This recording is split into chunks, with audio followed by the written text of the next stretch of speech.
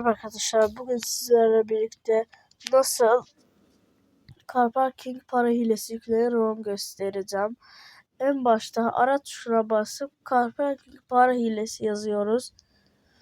Sonra biraz aşağı kaydırdıktan sonra burada bekleyin.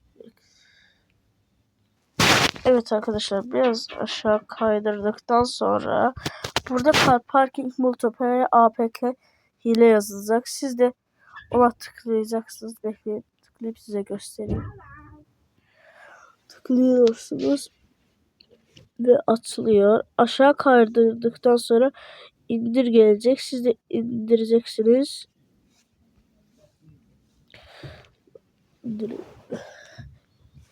Yine de indir. Evet.